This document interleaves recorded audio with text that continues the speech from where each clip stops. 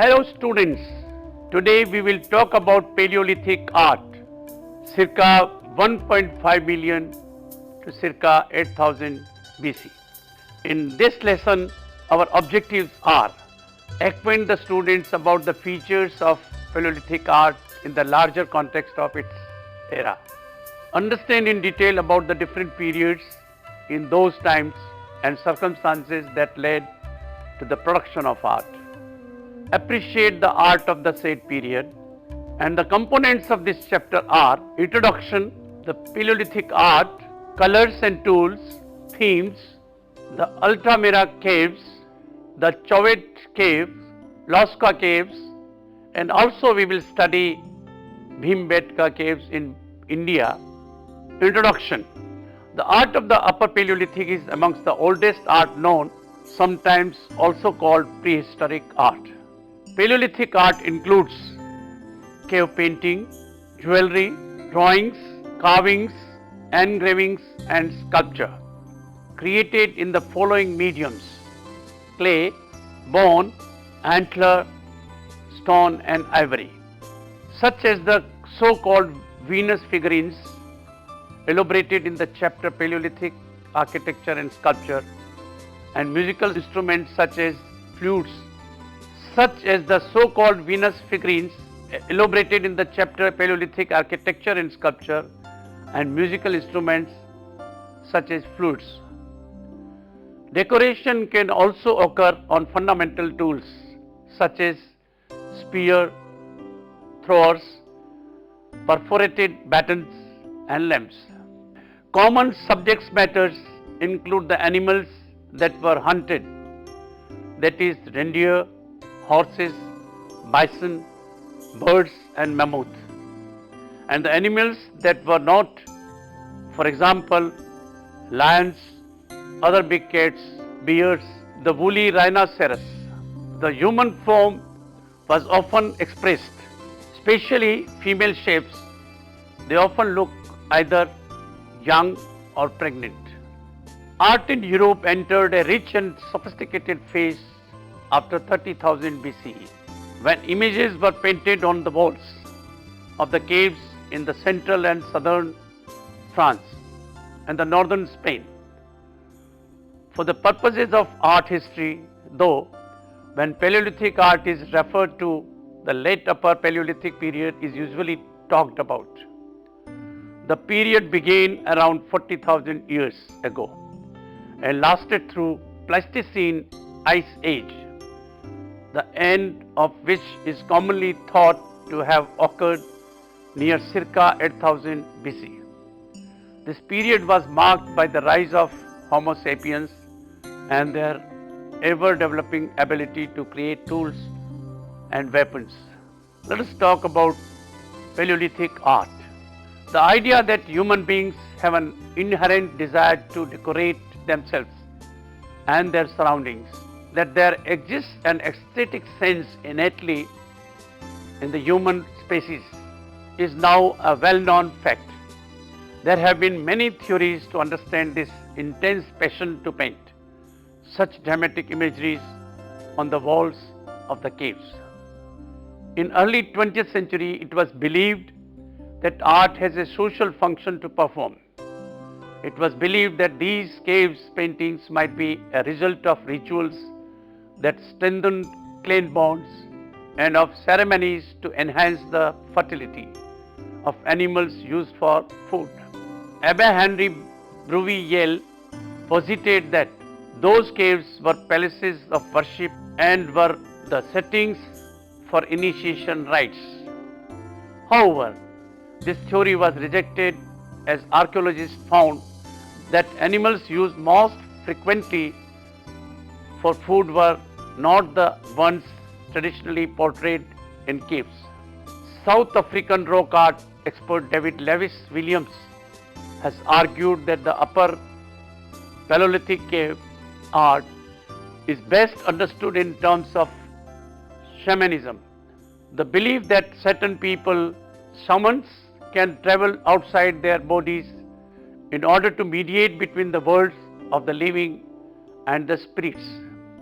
Traveling under the ground as a spirit, particularly with caves or conceptually within the stone walls of the cave. Upper Paleolithic shamans would have participated in ceremonies that involved hallucinations. Images conceived during this trance-like state would likely combine recognizable the animals and the abstract, the non-representational symbols also. Prehistoric cave art is not really an art movement, as it is a period in mankind's artistic development. It predates writing, printmaking, and basically encompasses the genesis of both early sculpture and painting. Paleolithic art is perceived by some as being of two kinds. This is true otherwise also. Art is either portable or stationary. In the Paleolithic period, portable art was smaller in scale and size so that it could be carried and consisted primarily of figurines or decorated objects.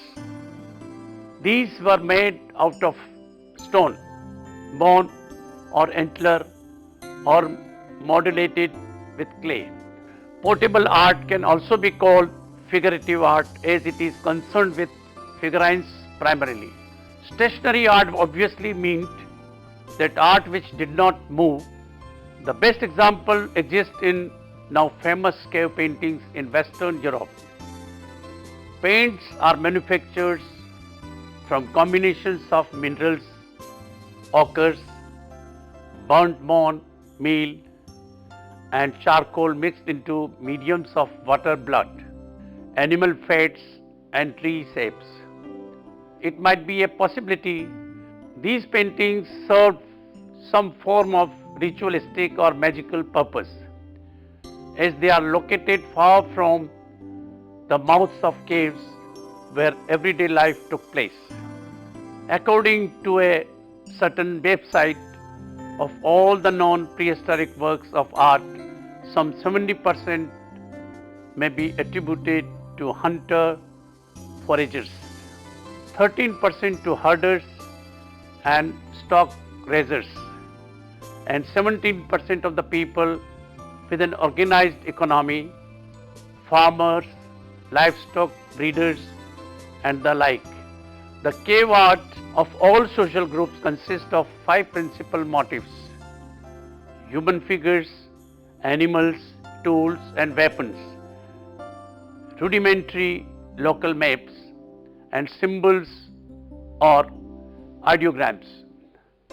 These motifs occur on portable objects, engraved, sculpted or clay modeled, and immovable surfaces, rock paintings and engravings. Let us now discuss colors and tools. Paleolithic artists had the following main colors at their disposal. The red rust colors were obtained from iron oxide. Black came either from charcoal or manganese dioxide, and white came from kaolin or kaolinite. These minerals were ground up on pestles and mortars and combined to produce a variety of colors. It may be that the artists also used blues and greens obtained from plants such as wood, but these colors have faded from the walls, and so we cannot be certain about this. The paints were applied to the walls either with fingers, fur or brushes made from twigs. Stone engraving tools known as burins were used to engrave and carve portable works. The artists created their figures by drawing an outline and filling it in with pigment. The pigment was stored in hollow bones plugged at one end, which may also have been used to blow the pigment onto the walls. There is evidence that Paleolithic people were very keen on arts. Lascaux cave paintings, for example, were made with brushes made from animal fur. Because the people who made these art pieces were amateur, there is evidence of their desire to show both realism and to use abstraction in an effort to make the art more portable. It reveals not only a quest for beauty but also complex social systems and spiritual concepts. These artists use three painting techniques: the spraying by hands, drawing with fingers or blocks of ochre, and daubing with a paintbrush made of hair or moss. In some places in prehistoric caves, three stages of image creation can be seen: engraved lines using flakes of flint, followed by a color wash of ochre and manganese, and final engraving to emphasize shapes and details. Let's talk about the themes. Paleolithic art from beginning to end is an art of animals. Most of the animals represented here are big herbivores, those that the people of the Upper Paleolithic could see around them and which they hunted. In Europe and Africa, early works of art depict animals, humans, and include archaic symbols. The former may be drawn or sculpted realistically or represented by the clever emphasis of a distinctive characteristic, such as the tusk of the mammoth or the horn of a rhinoceros. Paintings, low relief sculptures, and engravings adorned areas of caves and rock shelters where hunter foragers lived.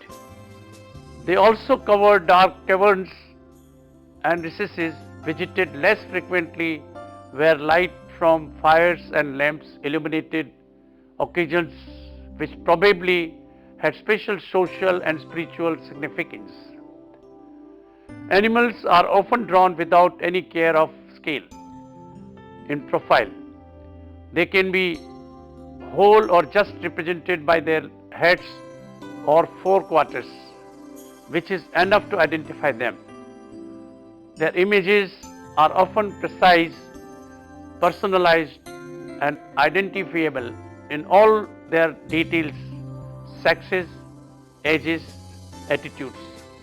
Whether they be Magdalenian bison in the Ariege or Organatian lions and rhinos in the Chauvet cave 18,000 years earlier. Horses are dominant. Locally, they may be outnumbered by bison, Ariege, Pyrenees, or Hinds, Cantabrian Spain. Occasionally, even by rhinoceroses and lions at the very beginning, Chauvet, or much later by mammoths at Raffignet, Placard, 1999. The importance of animal themes varies according to the different regions, but much more in function of the periods considered. For example, the enormous number of normally rare dangerous animals in the Chauvet cave created a surprise. Rhinoceroses, lions, mammoths, and bears represent 63% of the recognizable animal figures. Figure tracings are everywhere. Their presence depends upon the qualities of the walls. When their surface is soft, it becomes possible to draw with one's fingers. Finger tracings are often not naturalistic, with volutes and incomprehensible squiggles that occupy many square meters on the walls and ceilings, as in Gargus and Kosker. They are almost always left hands. The right hand was used for painting, and often female, for example at Patagonia. with fingers sometimes appearing mutilated, Lausel and Garges in France and El Castillo in Spain, or confined to the nails at the end of the long arm. For example, Santillan in Spain. At times, the hands are of children. For example, at Garges, Les Combrels and La Postel in France and Altamira in Spain, or the babies Lascaux in France. Interpretations vary. They may be symbols of possession or marks of rituals and ceremonies. Altamira caves. When Marcelino Sotola first encountered the Magdalenian paintings of the Altamira cave, Cantabria, Spain, in 1879, the academics of the time considered them hoaxes. Recent reprisals and the numerous additional discoveries have since demonstrated their authenticity, while at the same time stimulating interest in the artistry of Upper Paleolithic peoples. Its spatial relevance comes from the fact that it was the first cave in which prehistoric cave painting had been discovered. Human occupation was limited to the cave mouth. Although paintings were created throughout the length of the cave, the artist used charcoal and ochre and hematite to create the images, often diluting these pigments to produce variations in intensity and creating an impression of chiaroscuro. They also exploited the natural contours in the cave walls to give their subjects a three-dimensional effect. The polychrome ceiling is the most impressive feature of the cave, depicting a herd of extinct steppe bison, Bison priscus, in different poses, 2 horses, a large doe, and possibly a wild boar. Dated to the Magdalenian occupation, these paintings include abstract shapes in addition to animal subjects.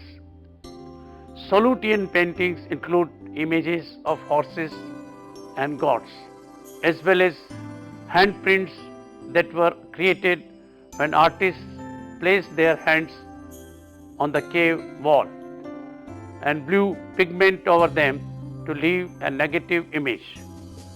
Numerous other caves in northern Spain contain Paleolithic art, but none is as complex or well populated as Altamira.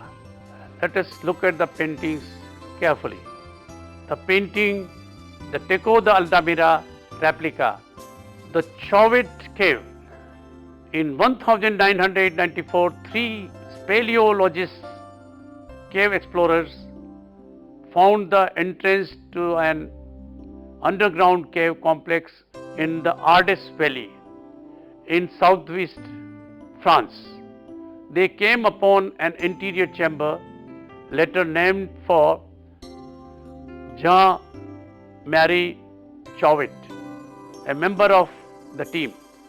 The cave proved to be the largest so far known in this region. It contains over 300 wall paintings, engravings, Paleolithic bear skeletons, and a bear skull set on a rock. Evidence of fires and footprints. Radiocarbon analysis indicates a very early date, around 30,000 BC, for some of the paintings, which are generally outlined in red and black pigment. They represent mainly animals along with some signs, especially red dots and handprints. The animal images are unusual. However, in that there are many rhinoceroses and large felines. Altogether, 34 images of mammoths were found at Chauvet. of which 21 are engraved into the rock and 13 are painted. The so-called lion panel, part of which is shown in figure 2, represents various species of animals proceeding across a niche in the wall. Visible here, deep within the cave, are 3 large lions and numerous smaller but more densely painted rhinoceroses, several of which are shaded. One faces a group that seems to be moving toward it. It is not clear whether this is a coherent scene or a ritual repetition. Some of the animals are superimposed, those at the top, while the others are spread across the surface of the wall. Under the loins, traces of red pigment can be seen, as well as the outline of a deer is also visible. Figure 2, left section of the lion panel, Chauvet Cave. The Lascaux Cave. The famous wall paintings at Lascaux in Dordogne region of France, figure 3, are nearly 1500 years later than the Chauvet paintings. They include a wide range of animal species and a few human stick figures. The Lascaux animals are among the best examples of Paleolithic artists' ability to create an illusion of motion and capture the essence of certain species by slightly exaggerating characteristic features. Since many Lascaux animals are superimposed, they have been read as examples of image magic. According to the story, the act of making the image was an end in itself, possibly a symbolic capture of the animal by fixing its likeness on the cave wall. Figure 3, Hall of Running Bulls, Lascaux, Dordogne, France, circa 15,000 to 13,000 BC. Let us discuss now Bhimbetka caves in India. Although Bhimbetka rock shelters do not belong to the history of Western art, but we have included its study for the Indian students to keep them aware about the fact that we too have significant art traditions during the Paleolithic age. The Bhimbetka rock shelters exhibit the earliest traces of human life in India. A number of analyses suggest that some of these shelters were inhabited by humans for more than 100,000 years. It is located in the Raisen district in the Indian state of Madhya Pradesh. The earliest paintings on the cave walls are believed to be of Mesolithic period, dating to 30,000 years ago. The most recent paintings, consisting of geometric figures, date to the medieval period, executed mainly in red and white, with the occasional use of green and yellow.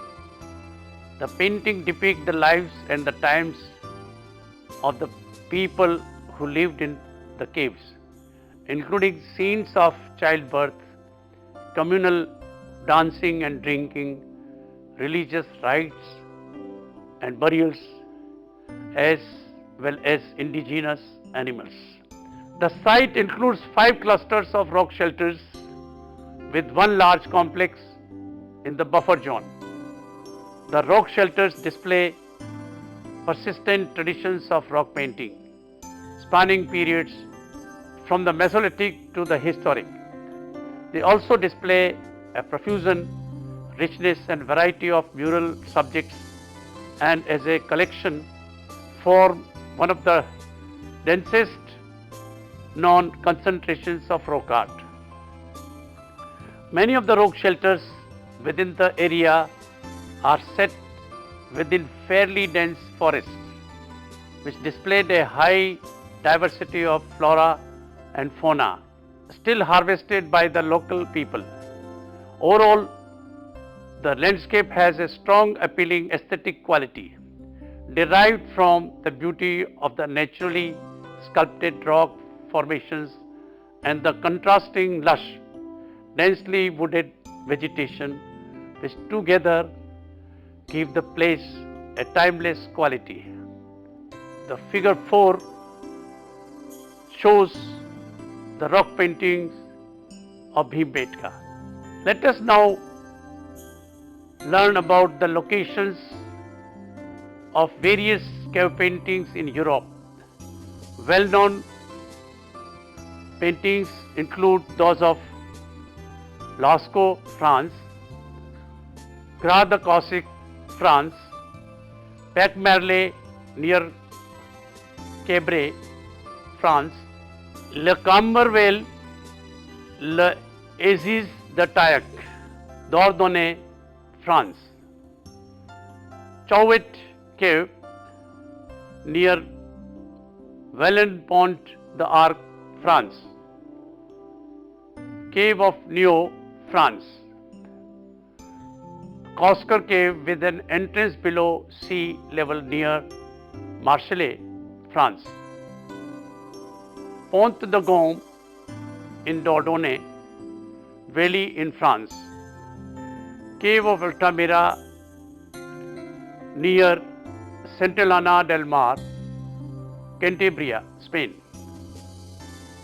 Cuvée de la Pasiga, El Castillo, Cantabria, Spain. Other sites include Creswell Craigs, Nottinghamshire, England, cave etchings and bas-reliefs discovered in 2003, Kolaboa Cave in Romania, Megura Cave in Bulgaria. Rock painting was also performed on cliff faces, but fewer of those have survived because of erosion. One example is the rock painting of Astuman Salmi in the Saima area of Finland.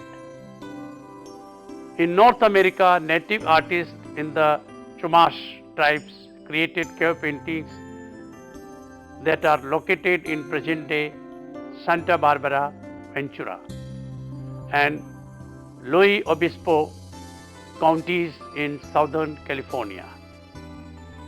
Look at figure 5, 2009 to 09. Look at the figure 5, Camino Cielo Paradise. In South America, such paintings are found in Cueva de las Mano in province of Santa Cruz, Argentina. The hand images are often negative, stenciled. Besides these, there are also depictions of human beings, guanacos, rheas, felines and other elements, as well as geometric shapes, zigzag patterns, representations of the sun and hunting scenes. Look at figure 6, Santa Cruz, Cueva Manos. In Southeast Asia, there are rock paintings in caves in Thailand, Malaysia, Indonesia and Burma.